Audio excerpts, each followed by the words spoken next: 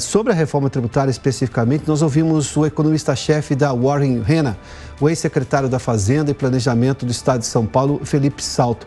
Ele comentou sobre os riscos da reforma que está prestes a ser votada na Câmara. Vamos acompanhar.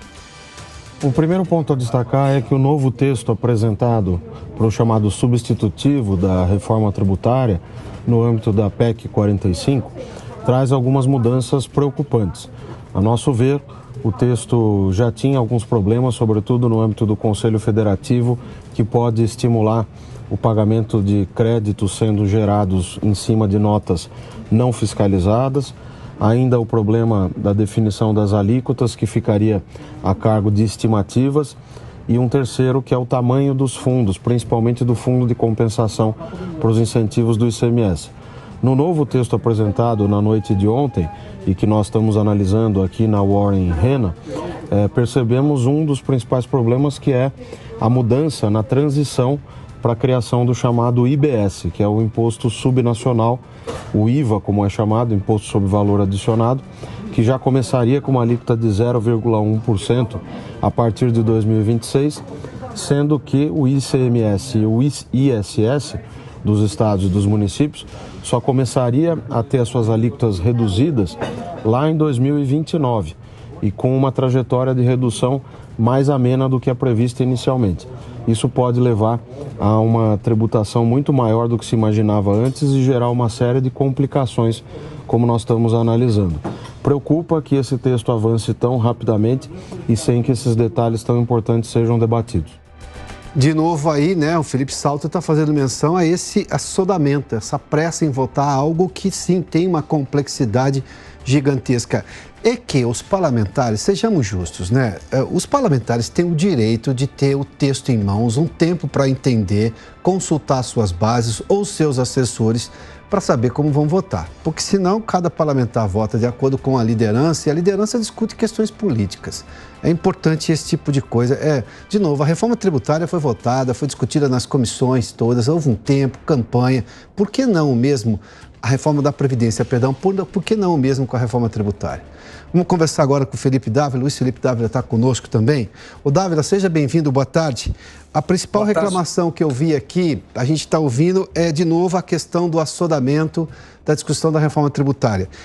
Em que pese o fato, e eu tive essa oportunidade de ouvir pessoalmente do governador de São Paulo, Tarcísio de Freitas, ele defendeu a necessidade da reforma, disse que é importante porque vai trazer competitividade ao país, maior produtividade e condicionou o apoio dele. Parecia que ele estava favorável completamente depois que ele apareceu do lado do Haddad, do ministro da Fazenda, mas ele deixou muito claro que há condicionantes em relação a esse Conselho Federativo, ao Fundo de Desenvolvimento Regional, além de outras coisas. E se isso fosse atendido, ele passaria a apoiar e o Republicanos, que é o partido dele, que pode ser inclusive fiel da balança nessa votação, também apoiaria. Se não, não vota ou vota contrariamente.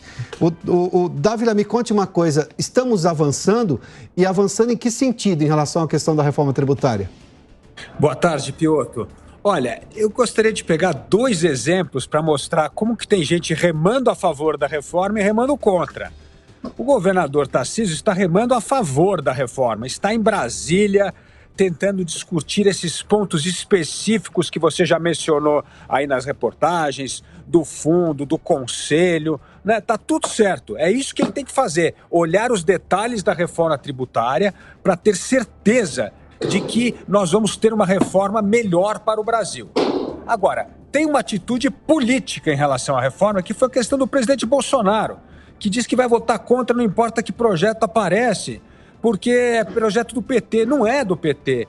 A PEC 45 vem sendo discutida há mais de 10 anos. Então tem gente remando a favor para aprimorar a reforma, melhorar a reforma, esclarecer esses pontos que estão criando ainda dúvida, especialmente com o relatório que foi publicado de 140 páginas ontem à noite, querer votar hoje, então tem que contar, tá correta essas coisas. Agora, essa história de se opor à reforma por se opor à reforma politicamente, ou como o caso do governador do Amazonas, que só ainda lá para defender a Zona Franca de Manaus, sim, ninguém quer abrir mão, Piotr, dos 520 bilhões de reais que o Brasil gasta por ano em subsídio. Cada um está lá para defender o seu interesse. Então tem interesses legítimos, que é o caso de Tarcísio, governador Tarcísio, e tem interesses paroquiais, que vão engessar a reforma. É preciso separar o joio do trigo para que a reforma tributária possa caminhar.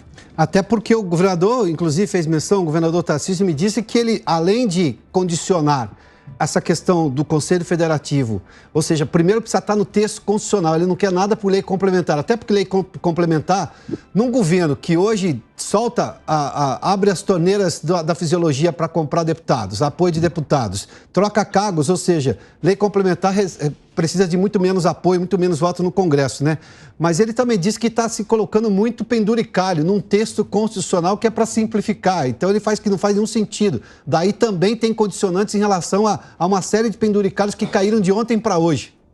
É verdade, você tem toda a razão. Precisa tirar os penduricalhos. Está todo mundo aproveitando essa forma assodada de votar para manter o seu penduricalho lá dentro, e se ficar na Constituição é muito mais difícil. Então ele está certo, tem que manter na Constituição coisas fundamentais, como vai funcionar esse Conselho Federativo, como vai ser o Fundo de Desenvolvimento Social, e tirar os penduricalhos. Essa limpeza precisa ser feita, porque senão o imposto de valor agregado, que é virtuoso, que o Brasil precisa adotar para poder balizar com 95% dos países do mundo, vai acabar com tantos furos que nós não vamos conseguir fazer com que a reforma tributária atinja o seu objetivo principal, simplificação das regras tributárias para que o Brasil possa voltar a crescer. Como nós já comentamos aqui ontem, né, Piotr, não podemos esquecer que o atual sistema não beneficia ninguém, porque nós temos mais de 75% do PIB brasileiro judicializado em disputas tributárias. Isso acaba criando uma enorme insegurança jurídica